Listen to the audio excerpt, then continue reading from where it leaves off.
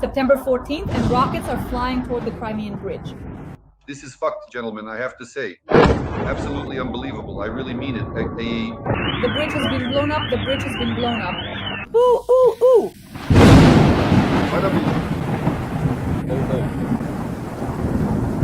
A new special operation by the SBU. Strikes on the bridge, the Black Sea Fleet, and Crimea's air defense. And something terrible has begun in Crimea. A new series of explosions on the peninsula.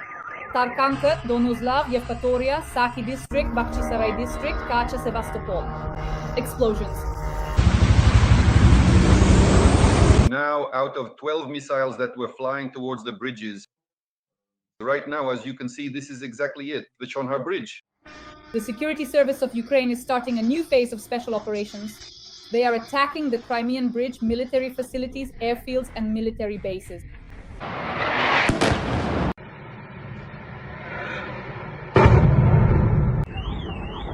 Panic and evacuation have begun in Crimea.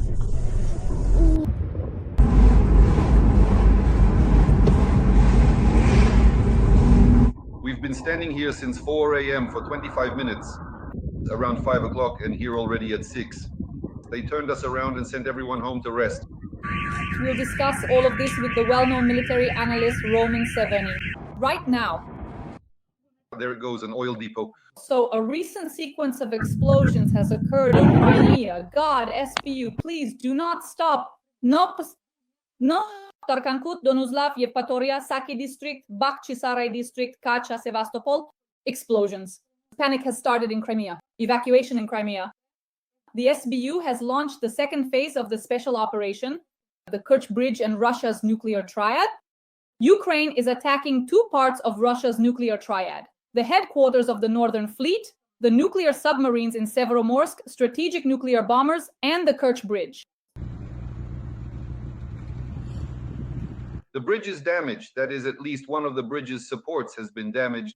If we look at the overall attack on Russian strategic targets, specifically strategic ones, for example, the strikes on a Russian strategic aviation aircraft, these are strategic targets, and moreover, there are 5 of them, as it turned out, 5, just as we said. The thing is, they didn't count the Ukrainian one, but it was hit. At least one already confirmed, 295 at Ukrainka. So, strategic aviation, and after that, the strategic bridge.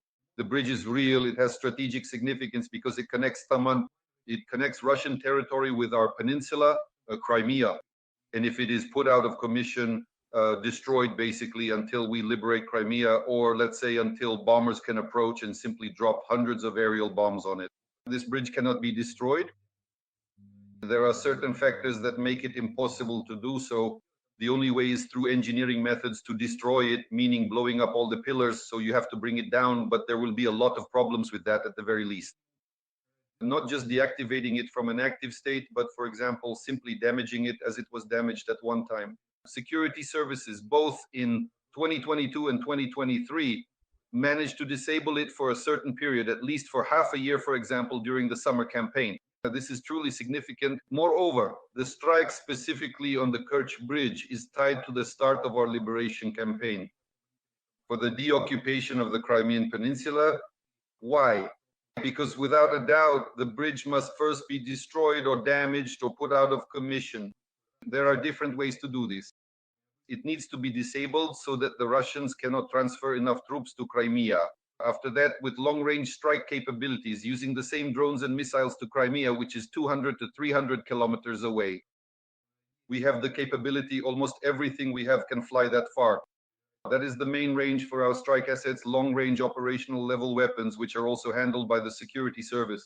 Therefore, I think the next wave will be strikes specifically on military targets in Crimea, of which there are more than 100. At a minimum, there are currently stationary sites in operation and about 100 mobile ones as well. The work of the special services, there is still a vast amount of so-called work ahead, but this much can already be said. The strike on the Kerch Bridge is the beginning of this liberation campaign in Crimea. Roman Legok, regarding the nuclear triad, I heard Keith Kellogg's comment. He is simply stunned. He believes this is a huge, colossal problem for Russia. This is called escalation. Ukraine struck at two components of the Russian Federation's nuclear triad. This concerns the Northern Fleet of the Russian Federation, where the nuclear submarines are located, and of course the strategic nuclear aviation. How much of a breakthrough is this? And do you feel that the strike on the Kerch Bridge is the second phase of the SBU's special operation? Well, then there will be a third phase as well. If, for example, a Russian submarine gets hit, I wouldn't be surprised. In the same Northern Fleet, in the same Pacific Fleet, because they feel too comfortable in the seas. We have already struck both the Russians' ground positions and their strategic positions. Only the naval component remains. And so in the near future, most likely, if you remember, or rather, if you haven't noticed, the main intelligence directorate has gone quiet somewhere. They carried out operations in Vladivostok against the Russian Pacific Fleet and then went silent somewhere, not ruling out the possibility that another Russian submarine might be sunk. Putin, as always, will say. What happened to the Kursk, to the submarine? It sank. What happened to the Astrakhan aviation? It burned down. What happened to the Pacific Fleet? It broke up into quarks. So this could also happen. Let's wait and see. Ahead, there is probably still a third serious blow to come. And this is the first one. You were right to pay attention to the triad. Emphasize this point properly. Why? Because the air component is one of the main ones. It was the first component to be armed, specifically strategic bombers, which are Russia's strategic nuclear weapons. The Maluk strike showed that this component no longer dominates the world, definitely. Why? Because, well, a $500 drone or a sufficient number of drones that can practically destroy Russia's strategic aviation. It's possible, and everyone understands perfectly well, that now the era of drones has begun. The era of drones gives the impression that very soon planet Earth will turn into something like that. Planet Shelesiak. There is no water, no vegetation, no minerals, and it is inhabited by robots. That is, it is populated by such drones, and in the end, the apocalypse. It may, of course, eventually come true, which, as we have seen before, was once vividly shown in various Hollywood films. That is to say, Hollywood. This problem really exists in all countries of the world that have invested in strategic security mechanisms. Well, what was the point of investing tens of trillions of dollars over 100 years? In the end, a $500 drone can just take it out in 1, 2, 3, as demonstrated by Malyuk. That's why I would say that Malyuk and the security service of Ukraine have become the cornerstone at the beginning of a new era in security provision. Other mechanisms, the real investment should be in robots. By robots, I mean, of course, drones. Drones that can perform tasks for very little. With minimal funding, they can accomplish major objectives. Basically, all these strategies will eventually be destroyed. At one time, if anyone remembers, Reagan, I think it was him, may he rest in peace, once said something. He had a great monologue. There was one where he talked about those 6-story fools, the dinosaurs. Where are they now? Extinct. But the little bug, it's been around for 3 billion, or was it 30 billion years, and it still thrives. That's more or less what it's like now. The next era will be something along those lines. So those little bugs we're talking about now, the small drones, they'll keep getting smaller, but without losing their combat effectiveness. And eventually, what will they reach? They'll reach what Putin recently predicted, together with Skabiva and all that Russian media riffraff. Ukrainian combat mosquitoes. You were just laughing about combat mosquitoes. But believe me, when billions of Ukrainian combat mosquitoes swarm into Russian Siberia or beyond the Urals, up to the Urals, I won't even say anything. There won't be a single Russian left there. They'll be moving westward. And the Russian spirit smells so strong, oh boy, not a single one. Filters don't help. You have to wear gas masks if you're anywhere near Russia or a Russian Federation citizen. So naturally, following the scent, these Ukrainian combat mosquitoes will wipe out the entire Russian herd. All this Russian Federation herd that attacked Ukraine.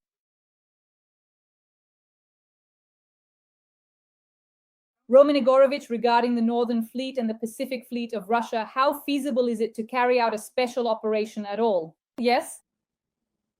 Well, it's definitely possible. As for the Northern Fleet, on the one hand, it's simply closer because it's just over 1,000 kilometers away, and basically we've already carried out missions there. Olenish is not far from the base. Yes, so this direction is basically possible, even with long-range strike systems launched from our side. But as for Vladivostok, in some ways, that's even easier. We've actually discussed ourselves what Vladivostok is like. Well, that's the Green Klin. That's the Far Eastern Ukrainian People's Republic, which is populated not by robots, but by Ukrainians. Well, Ukrainians have been there genetically for over 100 years. Tens of thousands of Ukrainians were brought there under certain programs, mostly from Poltava and Chernihiv regions. Why is there an airfield called Chernihivka? Well, that's just an example I know from the airfields. Chernihivka and also Ukrainka, these are our Poltava roots. The residents of Chernihiv region, naturally, and their roots, they make themselves known. And Vladivostok is truly one of the most important and beautiful jewels of this very green Klin. Our Ukrainian Vladivostok, of course, getting there is another matter. That's a minor problem. Moreover, if in the end the government in exile of the Far Eastern Ukrainian People's Republic is recognized, it could even make agreements, let's say treaties.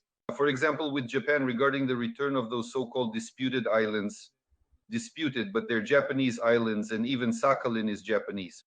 So this is exactly the issue that needs to be resolved there. At the same time, of course, putting pressure on this Pacific Fleet because there are Ukrainians in the Navy as well. Do you think that among our warrant officers there, every other one is definitely Ukrainian? That's just how our solid genetic tree is when it comes to warrant officers. Because back in the day in the Soviet army, all the sergeants were Ukrainians and all the warrant officers in the Navy were also Ukrainians.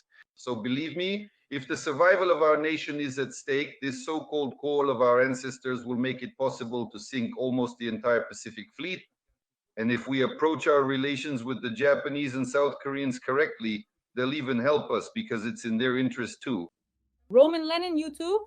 When we spoke with military analysts, they said that the Topol and Yars are part of the powerful nuclear arsenal of the Russian Federation. How important are these assets? And for example, is the destruction of a Topol or Yars also a realistic target for Ukrainian special services naturally? Well, that's a bit complicated. The thing is, these are, after all, strategic troops, missile troops, which means there's a certain selection process. For service, there are some aspects related to polygraph testing, so there's very strict control over this component, and it's very difficult. For example, it would be quite difficult to get close and somehow destroy these missiles. The Russians will ruin them themselves. After all, they're all thumbs. They'll ruin them themselves. The Topol is an excellent, truly excellent missile. It was first launched, I believe, back in the 1980s in the Soviet Union. Later, the Russians refined it to a more or less acceptable state. The main basic, so to speak, fundamental starting conditions, of course, were still set in the Soviet Union. They had a strong missile engineering school there, especially. After our Ukrainian practically put everything into the missile program, if you remember. That is, while serving as General Secretary of the CPSU Central Committee, Khrushchev accomplished this task and Brezhnev refined it further. Again, both of them were Ukrainians. That's why the missile field, of course, was very well developed in the Soviet Union. The Russians picked up on certain aspects, but because the Soviet Union collapsed and the components of the overall production cycle ended up split among different republics, most of the main ones, by the way, were with us, specifically in Ukraine. For example, the SS-18, the Satan missile, we were the ones who built it at Yuzmash. Naturally, the Topol is a successor to this kind of missile program. The Topol-M in particular is quite a good missile. The second one after it is, well, not exactly a clone, but a very similar missile, just with a different warhead, one with multiple independently targetable reentry vehicles. That's the Yars. First the Topol-M, then the Yars RS-24, then the RS-26. They built them all. They tried to build the Oreshnik, the so-called Rubezh. That's the Rubezh. Putin called it the Oreshnik. And the next line, the fourth missile there, is the RS-28. That's the Sarmat. But the Sarmat can't even get its rear end out of the launch silos. Out of 7 launches, there were 6 explosions and several silos were completely destroyed. So most likely this whole series of missiles is finished. In other words, they won't really have the Sarmat. They'll fuss over Oreshnik like a fool with a rattle. But once its media hype dies down, they'll probably forget about it too. But there are 2 missiles that are serious and problematic for us and for the whole world. Those are the Topol and the Yars. They can travel more than 10,000 kilometers. These are intercontinental ballistic missiles. The Topol has nuclear warheads and the Yars has multiple independently targetable reentry vehicles. Each of them has self-guided warheads, about 6 blocks that are deployed. So this really is a serious problem, though maybe it's not as much of a problem for us since these are nuclear weapons. The Russians aren't going to use nukes against us. And to fire a conventional intercontinental ballistic missile at yourself is like using a microscope to hammer a lake, because this isn't a problem for us. It's a problem for NATO generals, for the Chinese as well. These are long-range mechanisms of destruction. For us, the main problem is different. It's the Iskanders, the KN-23, and the Kinzhal missiles, aeroballistic missiles that need to be neutralized. The optimal way to neutralize and counter these missiles is, of course, to destroy Russia's hydrocarbon industry, because everything depends on it in some way. It runs on diesel, on gasoline, it flies on aviation kerosene. The hydrocarbon industry needs to be destroyed. Bankova has ensured the safety of the Russian hydrocarbon industry. So that's where the problem lies. It's very difficult to defend against a ballistic missile. We should have had our own a long time ago. It's already the 7th year. We probably could have launched serious production of these missiles by now, but they still haven't appeared. Well, we hope that eventually we'll get them, our ballistic missiles. But the real problem for us, of course, is the Russian Iskanders. So first of all, it's about destroying the hydrocarbon industry. We need to target all Russian refineries, all of them. It's connected to fuel production. And secondly, of course, air defense, meaning we need to increase the number of anti-ballistic systems like Patriot and SMT. There is no third option. Roman Grigorievich, you have always said that we need to turn our attention to the occupied Crimea. And now the SBU has carried out a successful special operation. Then they blew up the bridges near Melitopol. Yes, these are very important logistical hubs that connect the occupied peninsula with the occupied south of Ukraine, and essentially they supply the enemy's grouping. How do you assess the situation now? Last night there were explosions, and during the day the explosions in Crimea continue. We are attacking military targets. Please, the floor is yours. They packed Crimea like sardines in a can, with several million Russians from beyond the Urals who were promised something great there. In other words, they increased the number of Russian cattle in Crimea. Naturally, they also crammed military facilities in there for almost 11, well, it's the 12th year now. Before that, the Russian Black Sea Fleet was based there. We allowed them to do that. Well, mostly our so-called great leaders who looked so far ahead that in the end, they lost Crimea in the first place, initially allowing its loss back in 2014. So a large number of Russian civilian invaders, yes, they are indeed civilian invaders, as we must emphasize. None of the well, they don't even know this crucial fact, but no protections, absolutely no protections apply to them under any circumstances. Any Russian citizen who is on the occupied territory of Ukraine is considered an invader, and none of the conventions that apply to civilians apply to them. That is naturally for us, they are the same kind of invaders as all the other so-called Russian military combatants who are in Crimea and are subject to elimination. Eliminating them in principle is not that difficult, especially in Crimea. Why? Because Crimea itself is a closed area, squeezed between two seas, the Azov and the Black Sea. In other words, it is, in practical terms, essentially a ready-made geographic operational cauldron, with only two main entry and exit points, from Taman via the Kerch Bridge and through the land corridors that connect it to mainland Ukraine. Mainly, if you look at the railway, it's towards Melitopol. You're right, through Henichesk, so those are the routes. That's why it's important for us, when liberating Ukraine, to start by liberating Crimea, because it's much easier to free Ukrainian territory if we liberate Crimea first. Moreover, it's even easier to liberate Crimea itself. If you compare, for example, the balance of forces and resources needed to liberate Donbass, you need an order of magnitude fewer forces and resources to liberate Crimea than to liberate Donbass. That's why Crimea is clearly just asking to be the very first to break free from Russian captivity. There are many mechanisms. How can this be done? Well, the first thing, of course, is to cut off all the bridges that connect Crimea to the Russians. There are several of these bridges. Well, the first bridge is the Kerch Bridge. Moreover, there are several there. There's the railway bridge, the automobile bridge, the energy bridge, the fuel bridge, and the water bridge. All of these are part of the Kerch system, the entire Kerch Bridge system, and it is absolutely necessary to destroy all of them, all 5 of these bridges in this sense. The second bridge, which is next to the Kerch Bridge, is the ferry crossing. The floating docks need to be destroyed, the floating docks, and of course, especially the railway ferries. The third bridge, in general terms, is the so-called sea bridge. That is, these are the same LSTs, large landing ships, which can be used as passenger ferries between ports. For example, from the Russian Black Sea coast to our Crimea. There are still several large landing ships left, and the Russians can use them to transport a significant amount of weaponry with a serious tonnage. Then there's the air bridge. Well, the air bridge is a bit simpler. That is, these are planes, these are airfields that can be targeted, and basically the air bridge can be cut off. And the main one, of course, is the so-called land bridge, the land corridor, which the Russians are now trying to hold at a depth of 80 kilometers. By the way, it's very difficult to do this since it's pressed up against the Azov coast. There are several branches of both highways and railways running through there. So, of course, those can be targeted as well, starting from Rostov, Taganrog, then through the Mius, and then across the Kalmius via the bridges. Realistically, though, it's very close for us, about 80 to 100 kilometers to Melitopol and to the crossings, both types, meaning the northern crossings, and, well, that's probably what we'll do. That's why these strikes, which happened simultaneously on both the Kerch Bridge and the bridge near Melitopol, were precisely on the railway junctions. This is exactly that kind of operation. First, you cut off the supply systems, and then you hit them with long-range strike assets, which everyone understands perfectly. If we manage to gather nearly 1,000 drones for Moscow, then we can definitely find 500 drones for Crimea once a week. The main thing now is to retarget specifically to this component. And the milestone regarding the liberation of Crimea is the third strike on the Kerch Bridge. You could say that the liberation of Crimea will begin with this strike, first with long-range strike assets.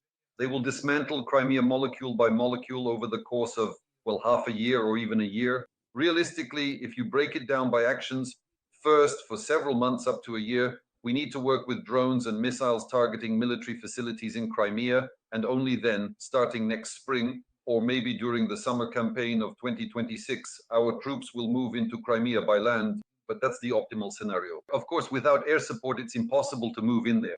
That's why I think that by next spring, we'll already have a sufficient number of aviation units to provide support specifically for the ground operation. Well, of course, we'll keep harassing Crimea for a while.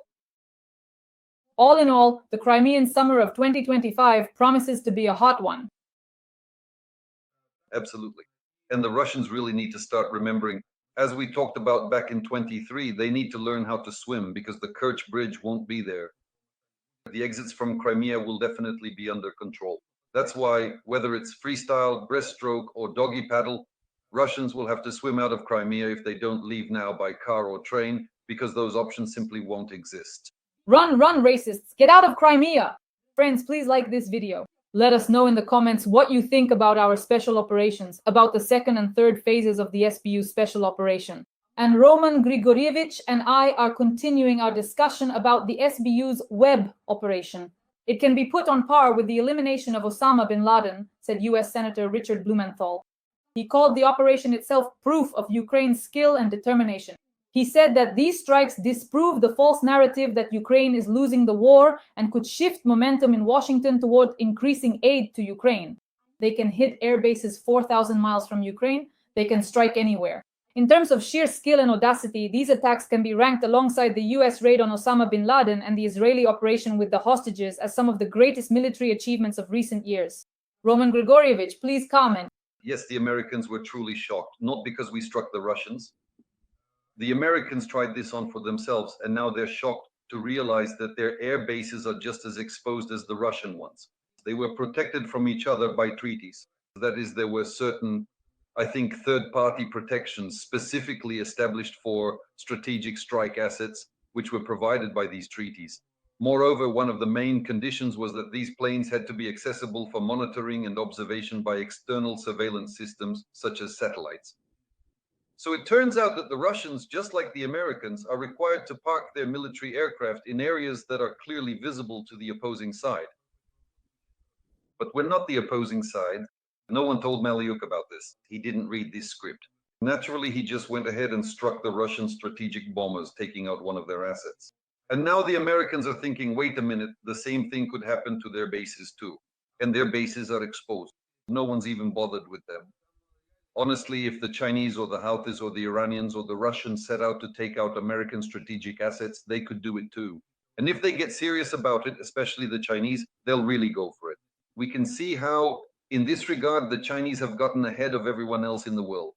So that's their problem.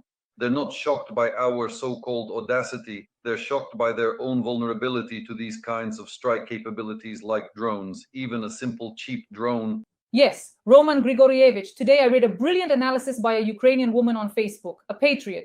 She wrote that the whole world, which is afraid of escalation, of nuclear escalation, which didn't give us long-range missiles, which didn't give us Taurus or other missiles that could have allowed us to destroy this entire nuclear triad. They're simply shocked, terrified that Ukraine managed to do all this without their help.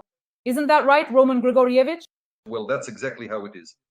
Credit to the person who saw it exactly that way, right? That is someone who is close to military topics. That's exactly how it is. What was important in the last century is now absolutely irrelevant, just as what was important in the century before last was irrelevant for the last century, right? That is, no one now remembers slings or, say, boomerangs. Here, we're not talking about rockets. No one remembers bows, arrows, or spears. Now, that is in the last century, when rockets appeared, when airplanes appeared, and now it's already the next stage. So what was needed in the last century is simply unnecessary now. Strategic bombers are no longer needed. And even the same Navy that used to consume trillions of dollars is no longer necessary. Just think about how much had to be invested. Trillions of dollars. And here it turns out, with his decision to destroy Russia's strategic aviation, Malyuk has basically crossed out this almost century-long saga of, to put it bluntly, looting the most powerful military budgets. Trillions of dollars were invested in this, and now they're simply unnecessary. A single Ukrainian security service has shown a real slap in the face to this entire strategic triad, no matter what it is, especially even the nuclear component of this strategic triad. For us, it's not frightening either, for one simple reason. We have nuclear strike capabilities that are much more powerful, stronger, and more problematic for the enemy than theirs. A nuclear warhead that explodes, sometimes it's not even clear whether it was a nuclear explosion or just a serious conventional missile. You can only measure it with a radiometer. The radionuclide glow that typically accompanies a nuclear explosion, if in fact it is truly an explosion, tends to fade away rather quickly. And believe me, if you were to scatter spent nuclear fuel rods throughout the city of Moscow, we have discussed this scenario so many times, Lenin himself would, without a doubt, rise from the dead. He would be more alive than anyone else from the radiation that would fall, say, on Red Square if the Russians used nuclear weapons against Ukraine. They understand this perfectly well. Why have they gone quiet about the nuclear topic now? Because they realize perfectly well that it wasn't for nothing that a hole was poked in the fourth reactor of the Chernobyl nuclear power plant. Who knows what might land on Grandpa Lenin there? Maybe a third head will grow and start running around saying, "No, you're on the right path, comrades." Well, more or less wherever they're told to point. Roman Grigorievich, to wrap up, let me ask you the following question. First of all, after the SBU attacks on strategic nuclear aviation, Z channels reported the following information: that in Moscow, Lieutenant General Sergei Kabilash, the commander of the Russian Air Force, accidentally fell out of a window. And now everyone is starting to count how many strategic bombers we've destroyed or eliminated. That is, 41 have been damaged or destroyed. How significant are these losses? Please comment on this as a final point. Well, if this isn't a PSYOP, and it could be a Russian PSYOP, they sometimes inject this kind of event into the information flow through certain dubious channels. And then if, for example, the opposing side picks it up, they present it as something negative. Then they show this Kabilash, right? And they'll start saying that we are not exactly the right kind of people in how we approach this. That's why for now, since there is no confirmation and there really isn't any, we're holding off. Although strictly speaking, given the responsibility, well, Kabilash really should have been dismissed. Whether someone will make him step down or has already made him or will do so in the future, that will depend on the Russian security services. Because if we're talking about responsibility, it was specifically Kabilash's responsibility to ensure the safety of Russia's strategic nuclear triad. So if not now, then later he'll be dismissed. How could it be otherwise? Dear audience, please like this video. Roman Grigorievich and I meet 3 times a week, discuss the most pressing military topics, and rejoice for our Ukrainian special services and the armed forces of Ukraine. We thank them. Our deepest respect. The well-known analyst Roman Grigorievich, thank you very much. As always, see you again soon this week. Goodbye.